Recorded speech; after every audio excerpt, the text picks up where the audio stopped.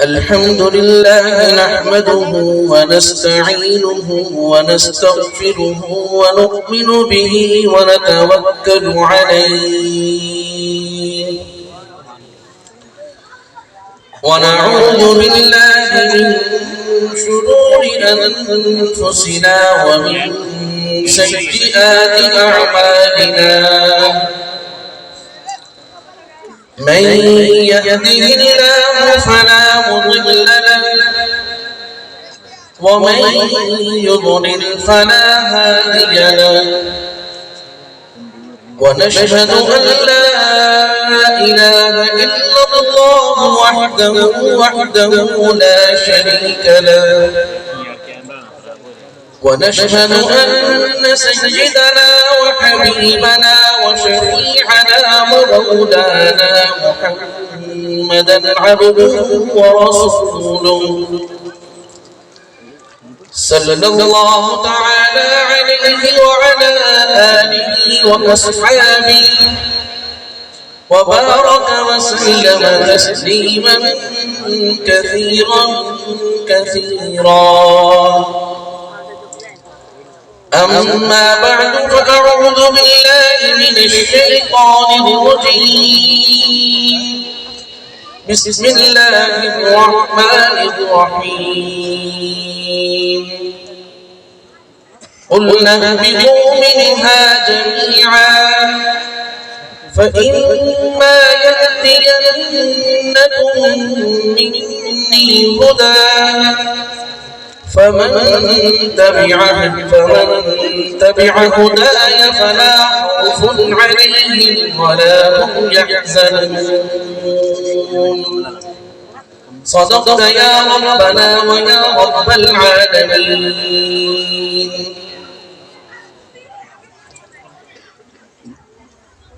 میرے انتہائی واجب الاحترام بزرگان محترم برادران اسلام السلام علیکم ورحمۃ اللہ تعالی وبرکاتہ۔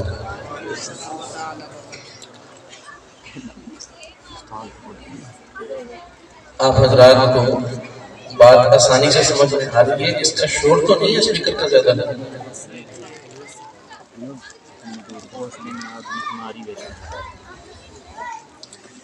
ہم سب کی آج یہاں حاضری کا مقصد مدرسہ کے اہل انتظام، مدرسہ میں پڑھانے والے حضرات اساتذہ اکرام دامت فیوزہم، اور ہمارے یہ جو طلباء اکرام جنہوں نے اس سال اس مدرسہ سے قرآن کریم کی تکمیل کی سعادت حاصل کی ہے، ان سب کو ہم مبارکباد دینے کے لیے آئے ہیں۔ اور مبارکباد اس چیز کی دینے آئے ہیں کہ الحمدللہ اللہ تعالیٰ نے گزشتہ سالوں کی طرح اس سال بھی مدرسے کے اندر قرآن کریم کی تعلیم و تعلم کے سلسلے کو جاری رکھا ہوا ہے۔ ہم سب یہاں مختلف برادریوں کے لوگ جمع ہوئے ہیں قرآن کریم کی نسبت سے، اور ہماری آمد کا، ہمارے یہاں حاضری کا ایک اور مقصد جو ہمیں اپنے ذہنوں میں بٹھا لینا چاہیے وہ یہ ہے کہ ہم دعاؤں میں اپنا حصہ لینے آئے، اس لیے کہ ہمارے بزرگ، ہمارے حضرات اساتذہ کرام یہ فرماتے ہیں کہ قرآن کریم کی تکمیل کی جو مجالس ہوتی ہیں، محافل ہوتی ہیں، ان میں دعائیں قبول ہوتی ہیں، اور یہ ہم آپ جانتے ہیں کہ ہماری دنیا کی کوئی غرض ہو یا دین کی کوئی غرض ہو، وہ اللہ تعالیٰ کے فیصلے اور ارادے پر موقوف ہے، اور اللہ تعالیٰ کے فیصلے اور ارادے ہم اپنی ضرورت کے موافق کر لیں اور اپنی تمنا ضرورت پوری کرنے میں ہم کامیابی حاصل کر لیں، یہ موقوف ہے دعا پر. اس لیے ہمارا آنے کا جو مقصد ہے وہ دعاؤں میں اپنا حصہ لینا ہے. اللہ تعالیٰ اس مدرسے کو قیامت کی صبح تک آباد اور شاد رکھے، اور یہ قرآن کریم کے جو فیض ہے اللہ تعالیٰ اس کو جاری اور ساری رکھے. اور سچی بات یہ ہے کہ یہ دعائیں مانگنے کی ضرورت ہے کہ اللہ تعالیٰ ہمیں اس سلسلے کے ساتھ جڑا رکھے، بلکہ ہماری نسلوں کو بھی اللہ تعالیٰ جوڑے رکھے. کبھی بھی اللہ تعالیٰ ہمیں اس سے محروم نہ فرمائے، اور آخرت میں یہ سلسلہ اور ان سلسلوں کے ساتھ جو ہمارا تعلق ہے اللہ تعالیٰ ہم سب کے لیے نجات اور مغفرت کا سبب بنا دے. میرے دوستوں، میں اپنے وقت میں آج آپ کے سامنے انسان کی کہانی عرض کرنا چاہتا ہوں.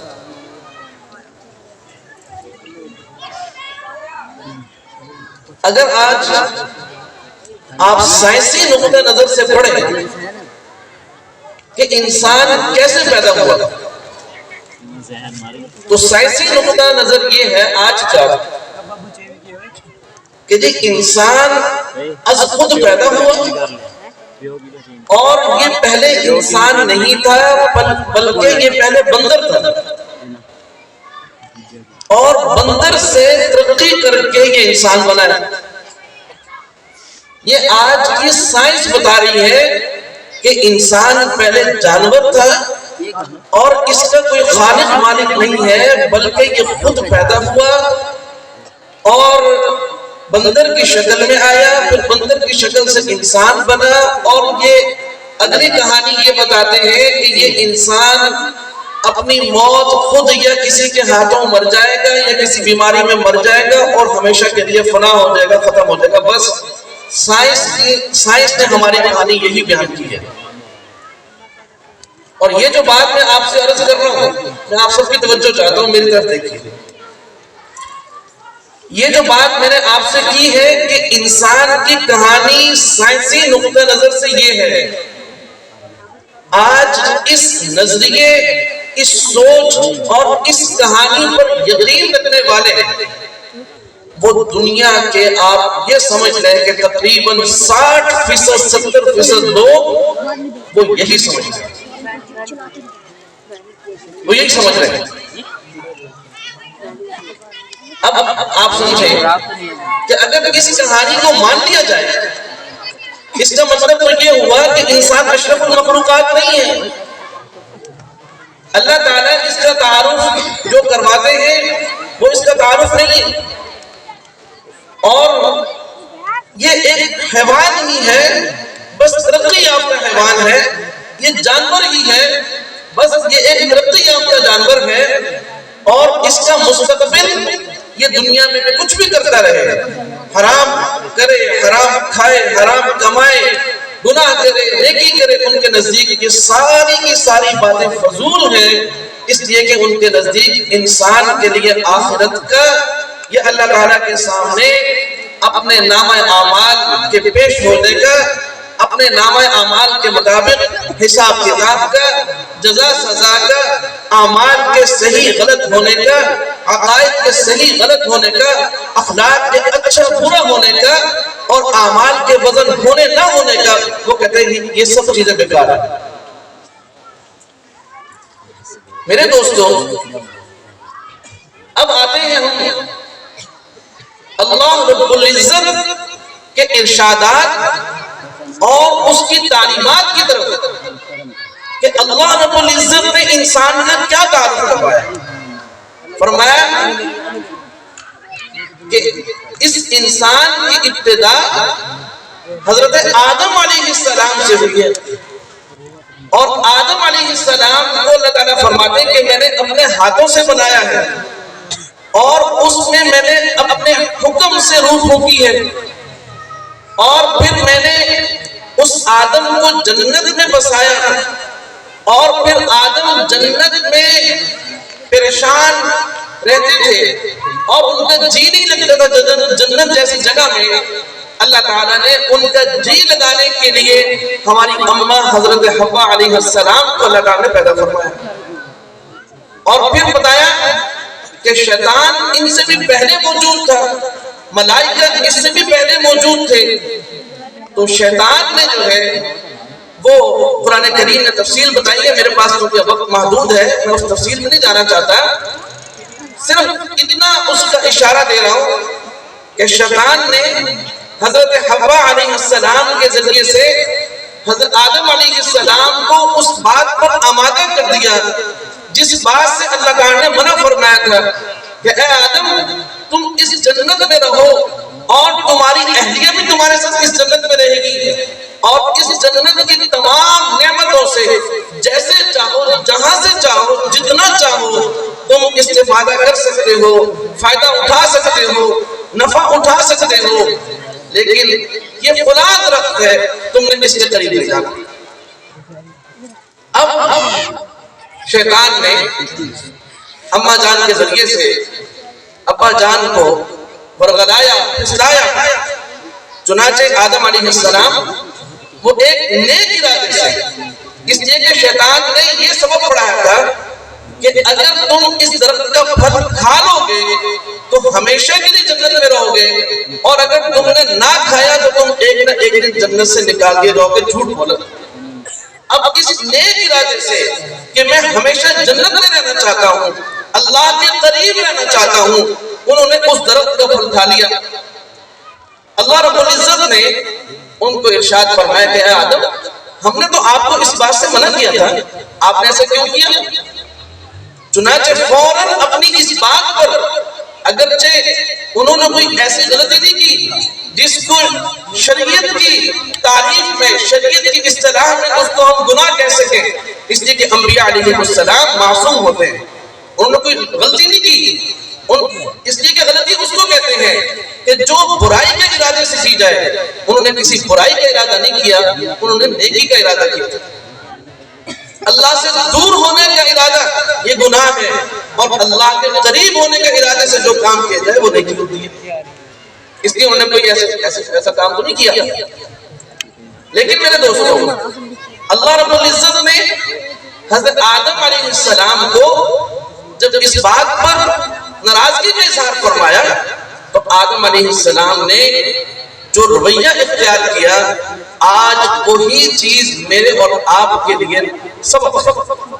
شیطان نے جب اللہ نے شیطان سے کہا کہ تم آدم کو سجدہ کرو تو شیطان اکڑ گیا کہ میں اس سے بہتر ہوں اور یہ مجھ سے باعتبار مخلوق ہونے کے یہ کم تر ہے، میں اس کو کیوں سجدہ کروں؟ یہ مٹی کا بنا ہوا، میں آگ کا بنا ہوا، آگ برتر ہے مٹی پر، تو لہذا میں اس کو سجدہ نہیں کر سکتا۔ وہ اپنی غلطی کے جاننے کے باوجود اکڑ گیا، لیکن آدم علیہ السلام کو جب اللہ نے فرمایا کہ تم نے ایسا کیوں کیا، ناراضگی کا اظہار فرمایا، تو آدم علیہ السلام باوجود اس کے کہ انہوں نے غلطی نہیں کی تھی، لیکن اللہ نے جب ناراضگی کا اظہار فرمایا تو آدم علیہ السلام اللہ کے آگے جھک گئے۔ یہ نہیں کہا کہ میرا تو یہ ارادہ تھا، میں تو یہ چاہتا تھا، ایسی کوئی بات نہیں کی، جھک گئے۔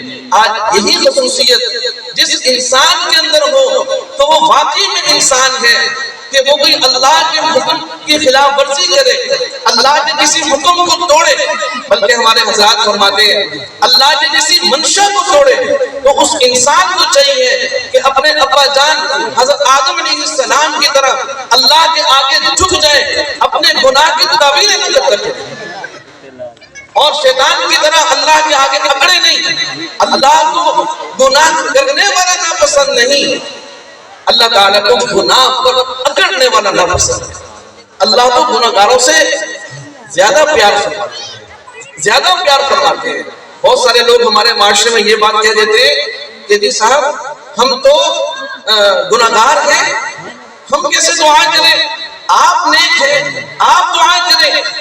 میرے دوستو، اللہ تعالیٰ نیک لوگوں کی بھی ہے اور اللہ تعالیٰ گناہگار لوگوں کی بھی ہے، اور گناہگار آدمی کی توبہ کا اللہ انتظار فرماتا ہے۔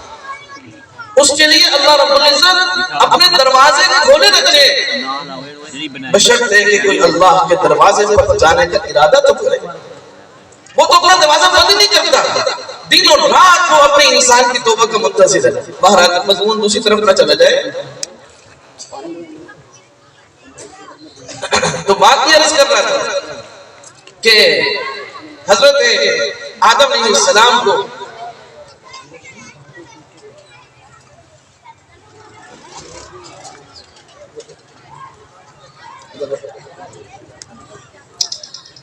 تو اللہ تعالیٰ نے حضرت آدم علیہ السلام کو توبہ کی توفیق بخشی۔ میرے دوستوں میری طرف توجہ فرمائیں گے، توبہ کی توفیق بھی اللہ کی طرف سے ملتی ہے۔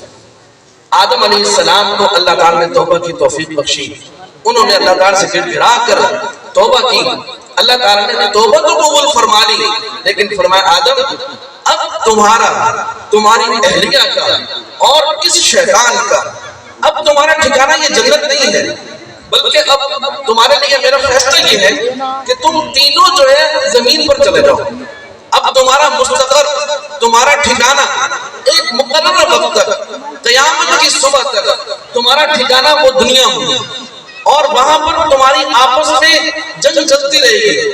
چنانچہ یاد رکھیں اس دنیا میں ایمان اور کفر کی جنگ ہمیشہ چلے گی، اس دنیا میں توحید اور شرک کی جنگ ہمیشہ چلے گی، اس دنیا میں نیکی اور بدی کی جنگ ہمیشہ چلے گی، اس دنیا میں خیر اور شر کی جنگ ہمیشہ چلے گی۔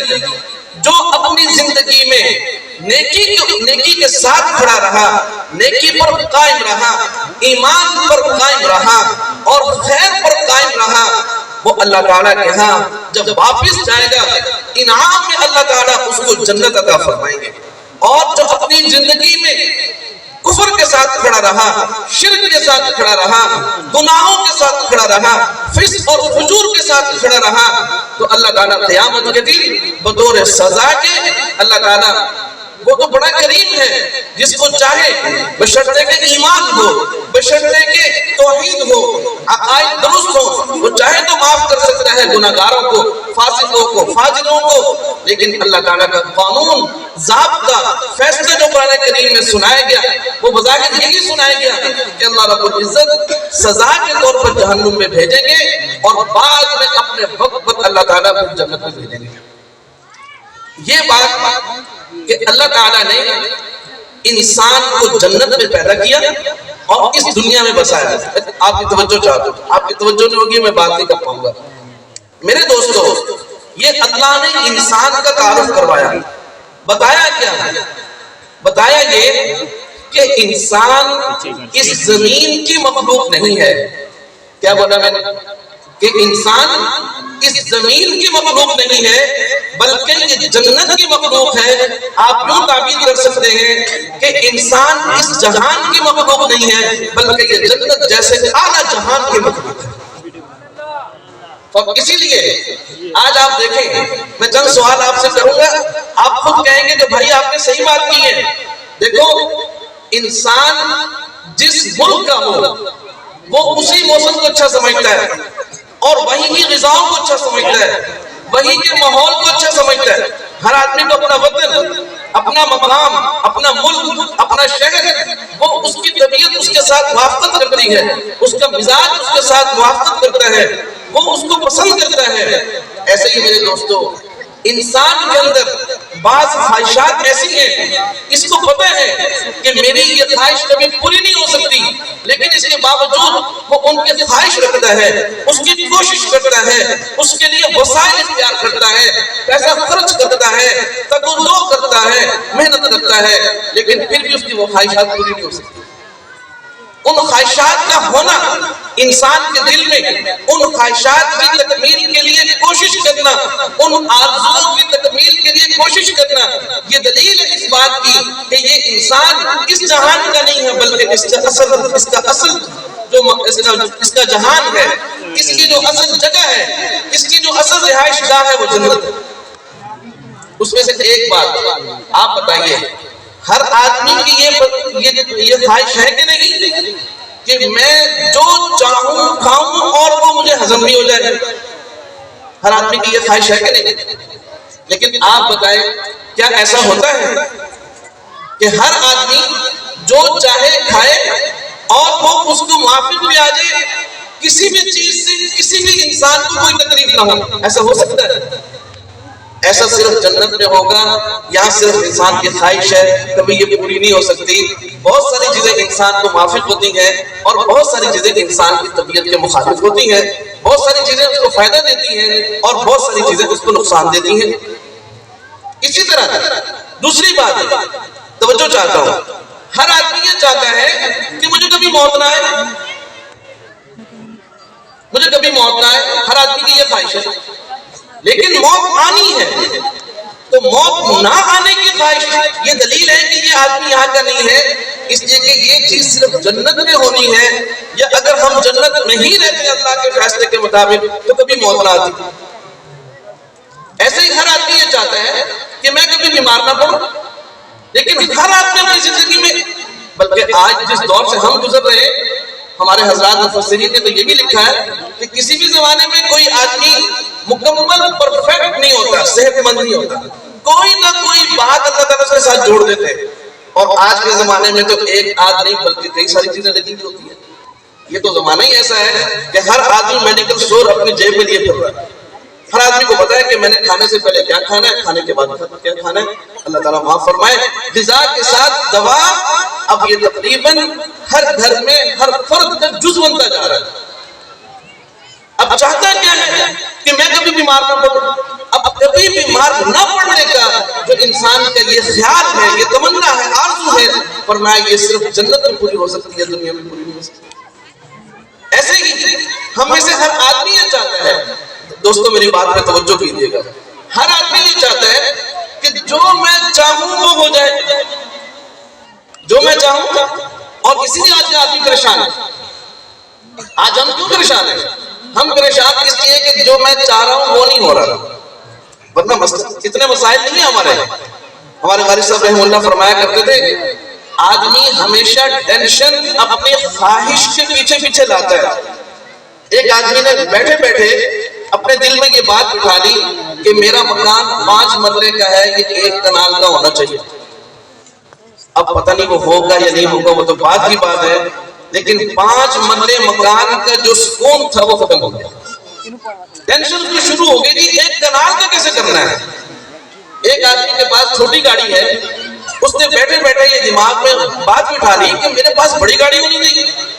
اب وہ آئے گی نہیں آئے گی بات کی بات ہے، لیکن چھوٹی گاڑی کی جو راحت تھی، جو لذت تھی، جو اس کے اندر اس کو سکون تھا، وہ ختم ہو گیا، اس لیے کہ اب اس کی نظر بڑی پر چلی گئی۔ میرے دوستو، اب یہ خواہش ہے کہ میں جو چاہوں وہ ہو جائے، فرمایا یہ صرف جنت میں ہوگا، دنیا میں نہیں ہوگا۔ ان باتوں سے کیا پتہ چلا؟ ان باتوں سے یہ بات معلوم ہو گئی کہ انسان جنت کی مخلوق ہے اور یہ کوئی عام مخلوق نہیں ہے۔ باقی مخلوقات، میرے دوستو توجہ فرمائیے گا، باقی مخلوقات ساری کی ساری اس انسان کے لیے پیدا کی گئی ہیں، اور یہ انسان اللہ کا اتنا خاص ہے کہ اللہ نے اس کو صرف اپنے لیے پیدا کیا ہے۔ لیکن یہ خاص ہونا ثابت کرنا ہمارے اوپر ضروری ہے کہ اللہ نے ہمیں بنایا اپنے لیے۔ اب اپنے عقائد سے، اپنی سوچ سے، اپنی فکر سے، اپنے کردار سے، اپنی زندگی کے اعمال سے، اپنی زندگی کے دن اور رات سے ہمارے اوپر یہ لازم ہے کہ ہم یہ ثابت کریں کہ اے اللہ ہم تیرے ہیں۔ لیکن آج کا انسان وہ جی رہا ہے زمین کی خاطر، حالانکہ زمین اس کے لیے تھی، وہ زمین کے لیے نہیں تھا۔ آج کا انسان جی رہا ہے 4 کو 8 کرنے کے لیے اور 8 کو 20 کرنے کے لیے، حالانکہ یہ دولت اس کی راحت کے لیے تھی، اس نے اپنی زندگی کا سکون اس دولت کے لیے برباد کر دیا۔ تو بتایا کہ یہ کائنات، اس کائنات کا ایک ایک جز، آسمان و زمین، شجر و حجر، بحر و بر، اور یہاں کی تمام مخلوقات، جن و انس، جنات اور تمام مخلوقات اللہ تعالیٰ نے اس انسان کے لیے پیدا کیے ہیں، اور انسان کو اللہ نے اپنے لیے پیدا کیا ہے۔ یہ اللہ تعالیٰ نے انسان کی کہانی فرمائی، بتائی ہمیں، اور یہ فرمایا کہ دیکھو میرے دوستو بات سنو، انسان دو چیزوں سے مرکب ہے، ایک اس کا یہ جسم ہے، ایک اس جسم کے اندر روح ہے۔ اللہ تعالیٰ نے اس زمین کو قائم رکھنے کے لیے، اس جسم کو قائم رکھنے کے لیے، اسی زمین سے اس کے لیے غذائیں پیدا فرمائی، اور اس کی روح کو قائم کرنے کے لیے، باقی رکھنے کے لیے، زندہ رکھنے کے لیے اللہ رب العزت نے آسمان سے اس کے لیے قرآن کریم جیسی مبارک غذا نازل کی۔ میرے دوستو، انسان، آج کا انسان، توجہ فرمائیے گا، آج آپ کی غلہ منڈیاں، آپ کی لوہا منڈی، آپ کی لکڑ منڈی، آپ کے ہسپتال، آپ کی عدالتیں، یہ سب اس لیے وجود میں ہیں، یہ نظام حکومت، یہ نظام معیشت، یہ نظام سیاست، اور یہ قومی اور بین الاقوامی داخلی اور خارجہ پالیسیاں، یہ سب انسان کے جسم کو باقی رکھنے کی کوشش کر رہے ہیں، لیکن انسان کا جسم پھر بھی فنا ہو کر رہے گا، یہ قرآن کا فیصلہ ہے۔ فرمایا اگر اس کی کوئی چیز باقی رہے گی، اس کی روح باقی رہے گی، اور خدا کی قسم یہ مسجد، یہ مدرسہ، یہ خانقاہ، یہ قرآ، یہ حفاظ، یہ علماء، یہ مشائخ، یہ طلباء، یہ انسان کی روح کے باقی رکھنے کی کوشش کر رہے ہیں، انسان کی روح زندہ رہے۔ میرے دوستو، میں آپ کی توجہ چاہتا ہوں کہ انسان کے جسم کو فنا ہے، انسان کی روح کو بقا ہے۔ انسان کی روح کو اس لیے کہتے ہیں کہ اللہ کی ذات، آپ کی توجہ ہے تو میں بات عرض کروں گا کہ اللہ رب العزت کی ذات، میری طرف دیکھیے، اللہ رب العزت کی ذات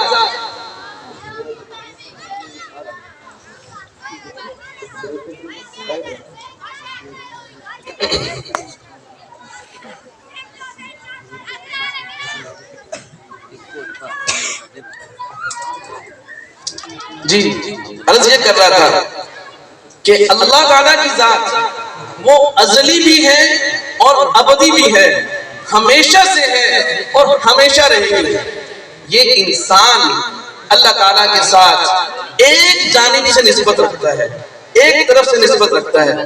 یہ انسان ازلی تو نہیں ہے، لیکن یہ نسبت رکھتا ہے اللہ تعالیٰ سے دوسری جانب میں کہ یہ ابدی ہے، کہ یہ کبھی ختم نہیں ہوگا۔ اس لیے یاد رکھیں، جب کوئی ہمارا پیارا اس دنیا سے جاتا ہے، اس کا جسم ہمارے سامنے موجود ہوتا ہے، ہم کہتے ہیں کہ اب یہ ہم میں نہیں رہا، حالانکہ وہ سامنے پڑے ہوتے ہیں۔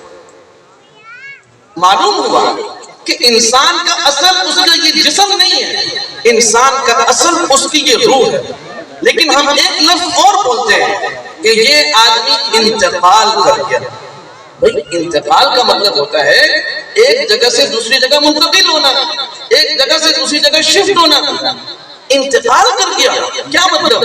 بھئی اس کا جسم تو ہمارے پاس موجود ہے، اور کچھ گھنٹوں کے بعد یہ ہمارے قریبی قبرستان میں موجود ہوگا، اور ہمیں حکم ہے کہ تمہارا والد اس قبر میں موجود ہے، تم جاؤ اور فاتحہ کرو، اور وہاں جا کے ان کے لیے دعائیں خیر کرو، کوئی سارے سماعت کرو، اپنے گھر میں بیٹھ کے بھی کر سکتے ہیں، وہاں جا کے بھی کر سکتے ہیں۔ معلوم ہوا کہ یہ انسان انتقال کر گیا۔ یہ انتقال کا مطلب یہ ہے کہ اس کی روح وہ اس کائنات سے، اس جہان سے کسی اور جہان میں منتقل ہو گئی۔ روح پر موت نہیں آتی، جسم پر موت آتی۔ میرے دوستو، جو بات میں نے عرض کی کہ انسان ابدی تو نہیں ہے، انسان جو ہے وہ ازلی تو نہیں ہے، لیکن انسان ابدی ہے۔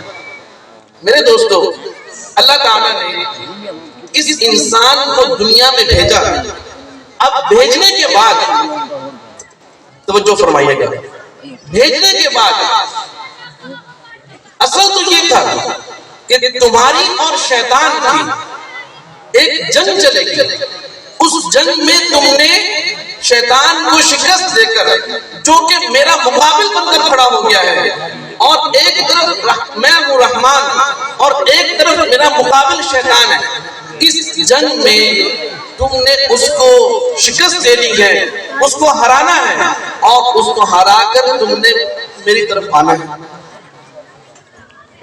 یہ اس دنیا کے اندر اسی جنگ کے بارے میں فرمایا کہ تمہارا دنیا کے اندر اب جو ہے تم دنیا میں جا رہے ہو، قُلْ نَهْبِطُ بَعْضُكُمْ لِبَعْضٍ عَدُوٌّ، تمہارا بعض کا دشمن ہوگا، تم ایک دوسرے کے دشمن ہو، یہ جنگ چلے گی۔ لیکن اللہ رب العزت نے اتنا بڑا احسان فرمایا کہ اس جنگ میں اس زمین پر ہمیں اکیلا نہیں چھوڑا۔ ایسا نہیں کیا کہ بس اب تم خود جانو اور تمہارا کام جانے، نہیں، بلکہ اللہ رب العزت نے اس انسان کو جنت کے راستے، جس کو ہم صراط مستقیم کہتے ہیں، اس راستے پر چلانے کے لیے اللہ رب العزت نے اس دنیا میں انبیاء علیہم السلام کا سلسلہ جاری کیا کہ تم جاؤ، میں اپنے ملائکہ کے ذریعے سے، جبرائیل امین کے ذریعے سے، روح الامین کے ذریعے سے میں ان پر وحی نازل کروں گا، اور تم اس وحی سے انسانیت کو تعلیمات دے کر تم نے شیطان کے مقابلے میں ان کو طاقتور بنانا ہے، شیطان سے مقابلہ کرنے کے گر سکھانے ہیں، اور میری طرف آنے کے اور میری محبت پانے کے اور میرا قرب پانے کے تم نے ان کو راستے دکھائے۔ میرے دوستو، یہ سلسلہ چلا حضرت آدم علیہ السلام سے لے کر ہم سب کے محبوب پیغمبر سید الانبیاء سید المرسلین جناب محمد رسول اللہ صلی اللہ علیہ وآلہ وسلم تک۔ میرے دوستو، یہ انبیاء کا سلسلہ ہے، اور ادھر اللہ رب العزت نے انبیاء علیہ السلام پر کتب کا سلسلہ بھی قائم فرمایا، اس لیے کہ شخصیات بغیر تعلیمات کے انسانیت کی وہ رہنمائی نہیں کر سکتی۔ معلوم ہو گیا کہ انبیاء جیسی شخصیات بھی انسانیت کی جو ہدایت، انسانیت کو جو ہدایت دے گی، وہ ہدایت اللہ تعالیٰ کی تعلیمات سے، اللہ تعالیٰ کے ارشادات سے لے کر ہی دے سکتے۔ اس لیے اللہ رب العزت نے ایک طرف انبیاء علیہ السلام کا سلسلہ قائم فرمایا، اور دوسری طرف اللہ رب العزت نے اپنی کتابوں کا سلسلہ قائم فرمایا۔ میرے دوستو، شخصیات بغیر کتاب کے اور کتاب بغیر شخصیات کے یہ دنیا کے اندر کبھی اللہ کا قانون نہیں رہا۔ آج ہمارے دور کے اندر لوگ تو یہ کہتے ہیں، کچھ تو یہ کہتے ہیں، کچھ ایسے بیچارے ہمارے سیدھے سادے لوگ ہیں، صاحب توجہ ہے آپ کی، ہمارے ہی معاشرے کے اندر کچھ لوگ کہتے ہیں ہمیں قرآن کی ضرورت نہیں، ہمیں حدیث کی ضرورت نہیں، ہمیں مسجد کی ضرورت نہیں، ہمیں مدرسے کی ضرورت نہیں، ہمیں ہمارا پیر ہی کافی ہے۔ بھائی، وہ پیر جو قرآن سے ماورا ہے، وہ پیر جو حدیث سے ماورا ہے، وہ پیر جو قرآن و سنت سے منحرف ہے، وہ پیر جو اللہ سے دور کرے، جو انبیاء کی سنتوں سے دور کرے، وہ پیر قابل تقلید نہیں ہے، وہ قابل ترک، وہ قابل ترک۔ اور اسی طرح ایک نیا طبقہ جو آج کے اس جدید دور میں چلا، نیا فتنہ، وہ کیا ہے؟ ہمیں شخصیات کی ضرورت نہیں، ہم نہیں مانتے علماء کو، ہم نہیں مانتے ان مدرسوں کو، ہم نہیں مانتے ان مسجدوں کو، ہم نہیں مانتے ان خانقاہوں کو، ہمارے لیے قرآن کا ہے، لہذا ہم قرآن کریم کو از خود پڑھیں گے۔ میرے دوستو، حضرات صحابہ اکرام، ان کے لیے تو اللہ رب العزت نے پوری دنیا کے سب سے بڑے استاد جناب محمد رسول اللہ صلی اللہ علیہ وسلم کو بھیجا کہ آپ جا کر کائنات کی سب سے مقدس جماعت صحابہ اکرام کو قرآن کریم سکھائے۔ اور یہاں کیا کہا جا رہا ہے کہ جی ہم قرآن کریم، جبکہ آج کا دور فتنوں کا دور ہے۔ فتنہ کہتے کس کو ہے؟ فتنہ کہتے ہی کس کو ہے؟ میری توجہ سے سنیے، ہم لفظ بولتے رہتے ہیں کہ فتنہ، قرآن کریم کی روح سے فتنہ کہتے ہیں اس طریقے کو، اس طریقہ واردات کو کہ جس سے لوگوں کے سامنے سے حق جو ہے وہ اوجھل ہو جائے، حق چھپ جائے، لوگوں کے لیے سچ اور جھوٹ میں امتیاز قائم کرنا مشکل ہو جائے، اور لوگوں کے لیے حق اور باطل میں فرق کرنا مشکل ہو جائے، اس کو کہتے ہیں فتنہ۔ آج لوگ پریشان ہیں، مولوی صاحب ہم کس کی بات مانیں؟ ہم دیوبندی بنے یا بریلوی بنے، شیعہ صحیح ہے یا غیر مقلد صحیح ہے یا کون صحیح ہے؟ کیسی باتیں کرتے ہو بھائی؟ مجھے ایک بات بتانا ہے، میں ان لوگوں سے یہ سوال کرتا ہوں، کیا قرآن باقی ہے یا نہیں؟ آپ تھوڑا سا بولیں گے، قرآن باقی ہے یا نہیں؟ قرآن اپنی اصلی حالت میں بغیر کسی نقطے کی تبدیلی کے موجود ہے۔ اب اگلی بات، کیا قرآن کریم کی جو سب سے پہلی تفسیر ہے احادیث رسول صلی اللہ علیہ وسلم کی صورت میں، وہ باقی ہے یا ختم ہو گئی؟ وہ بھی باقی ہے۔ اللہ جیسے قرآن کریم کے محفوظ کرنے کا اللہ نے وعدہ فرمایا کہ میں اس کا محافظ ہوں اور یہ محفوظ ہے، ایسے ہی قرآن کریم کی جو پہلی تفسیر ہے جناب رسول کریم صلی اللہ علیہ وسلم کی احادیث کی صورت میں، وہ ان کے محافظ بھی اللہ ہے اور وہ بھی محفوظ ہے، ان کو بھی کبھی کوئی ختم نہیں کر سکتا۔ میرے دوستو، قرآن کریم کے اندر چیزیں شامل کرنے کی کوشش کی گئی تو حضرات قرآن نے، صحابہ اکرام نے، تابعین، تبع تابعین نے، انہوں نے فرق واضح کر دیا کہ یہ قرآن کی آیت نہیں ہے۔ ایسے ہی جب احادیث مبارکہ کے اندر اپنی من گڑت باتیں شامل کرنے کی کوشش کی گئی تو محدثین نے، فقہاء نے، علماء اکرام نے اپنی زندگیاں لگا کر انہوں نے فرق مٹا دیا کہ بھائی یہ حق ہے اور یہ باطل ہے، اب اس فتنے میں پڑھنے کی ضرورت نہیں ہے۔ آج ہم جس دور میں جی رہے ہیں، الحمدللہ، خدا کی قسم، احادیث مبارکہ اپنی اصل حالت میں محفوظ ہے، قطعاً وہ غلط نہیں ہے۔ میرے دوستو، توجہ چاہتا ہوں آپ کی،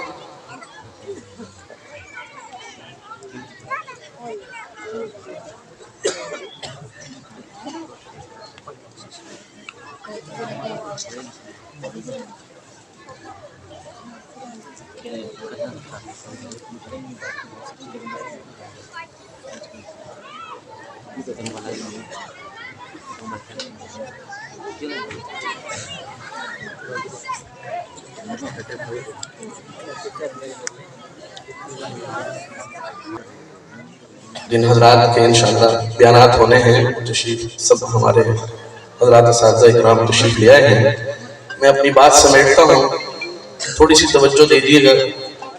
میں نے یہ بات عرض کی کہ اللہ رب العزت نے ہمیں اس زمین پر بھیج کر، میری طرف دیکھیں گے تاکہ میں اپنی بات مکمل کر لوں بہت جلدی، کہ اللہ رب العزت نے اس زمین پر بھیج کر واپسی اپنے گھر جنت میں لے جانے کے لیے ہماری عقل پر، ہماری کوشش پر ہمیں نہیں چھوڑا کہ تم جو چاہو راستہ اختیار کر کے تم میرے پاس واپس جنت میں آ جانا، ایسا نہیں ہے، بلکہ اللہ رب العزت نے یہاں انبیاء علیہ السلام کا سلسلہ قائم فرمایا جس کو ہم رجال اللہ کہتے ہیں۔ اللہ رب العزت نے یہاں کتب کا سلسلہ جاری فرمایا جن کو ہم کتاب اللہ کہتے ہیں، اور قرآن کریم کی تو یہ خصوصیت بھی ہے کہ یہ کلام اللہ پہلے ہے اور کتاب اللہ بعد میں ہے۔ اللہ رب العزت نے اس خصوصیات کے ساتھ، اور پھر ہم پر تو اللہ تعالیٰ کا ایک بہت بڑا احسان یہ ہوا، جماعت عطا فرمائی۔ اللہ رب العزت نے اس دور کے اندر ہماری رہنمائی کے لیے آپ صلی اللہ علیہ وسلم کے ختم نبوت کے صدقے میں فقہاء اکرام کا، مجتہدین کا، محدثین کا، حضرات علماء اکرام کا اللہ تعالیٰ نے ہمیں سلسلہ عطا فرمایا۔ میرے دوستو، جنت میں جانے کا جو طریقہ ہے وہ یہی ہے کہ ہم اپنے آپ کو اس دین کے ساتھ، رجال اللہ کے ساتھ اور کتاب اللہ کے ساتھ ہم وابستہ کریں۔ آج کے دور میں اس کی تعبیر کیا ہے میرے دوستو؟ آج کے دور میں خلاصہ یہ ہے کہ جو کتاب اللہ ہے، کلام اللہ ہے، قرآن کریم کی صورت میں وہ ہمارے پاس محفوظ ہے، اور اس کی سب سے اول تفسیر اور تشریح کی صورت ہمارے پاس احادیث کی صورت میں موجود ہے، اور اس کے بعد ہر دور میں، ہر دور کے تقاضوں کے مطابق اللہ تعالیٰ نے حضرات علماء اکرام کا سلسلہ جاری فرمایا۔ آج جو اہل حق حضرات علماء اکرام ہیں، ان سے وابستگی ہم سب کے لیے جنت میں جانے کا ذریعہ ہو سکتی ہے۔ کیوں میرے دوستو یہ بات میں نے کیوں کی؟ کہ آج کے دور میں لوگ یہ بات تو کر رہے ہیں کہ صاحب قرآن کریم کو پڑھ لیں، بس یہی آپ کی نجات کے لیے کافی ہے۔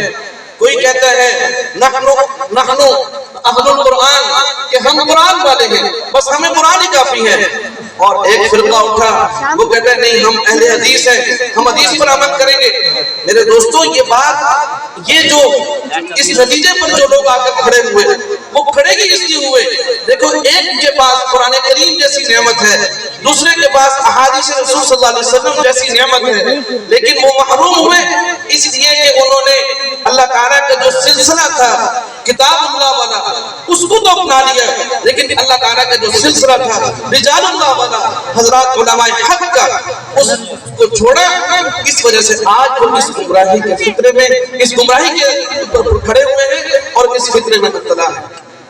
میرے دوستو حضرات علماء کرام یہی بتائیں گے کہ قرآن کریم کی اس آیت کا صحیح تلفظ کیا ہے.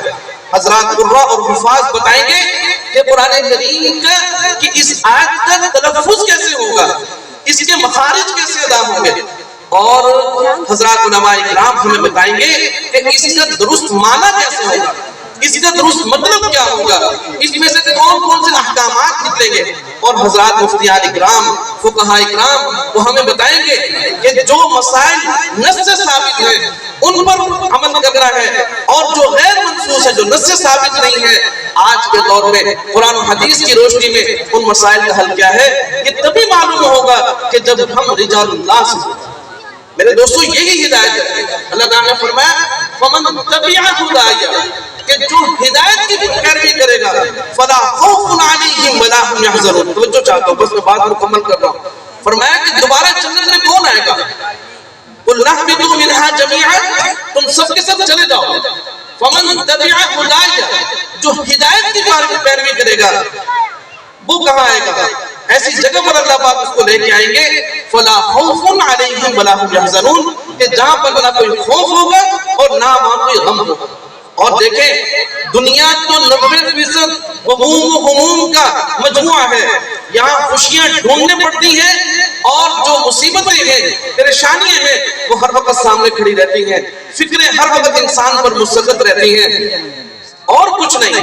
ہر انسان کو یہ فکر ہے کہیں میں نہ مر جاؤں، میرا کوئی بچہ نہ مر جائے، مجھے کوئی بیماری نہ آ جائے، مجھے کوئی تکلیف نہ آ جائے. فرمایا کہ اگر تم ہدایت کی پیروی کرو گے تو میں تمہیں اس مقام پر جگہ عطا فرماؤں گا کہ جہاں نہ کوئی خوف ہوگا اور نہ وہاں کبھی غم آئے گا، اور وہ مقام صرف اور صرف جنت ہو سکتا ہے. تو کتاب اللہ کی پیروی، رجال اللہ کی پیروی، آج کے دور میں حضرات علماء حق کی پیروی، ان سچے مدارس کے ساتھ جڑ کے رہنا، قرآن کے ساتھ جڑ کر رہنا، فرمایا یہ کہ اس جگہ پر لے جائے گا جس کی ہم سب طالب ہیں، اور وہ جگہ ہے جنت. اللہ تعالی ہم سب کو اس ہدایت کے ساتھ جوڑے رکھے اور اس کا نتیجہ اللہ تعالی جنت کی صورت میں ہم سب کو عطا فرمائے. وآخر دعوانا الحمدللہ رب العالمین.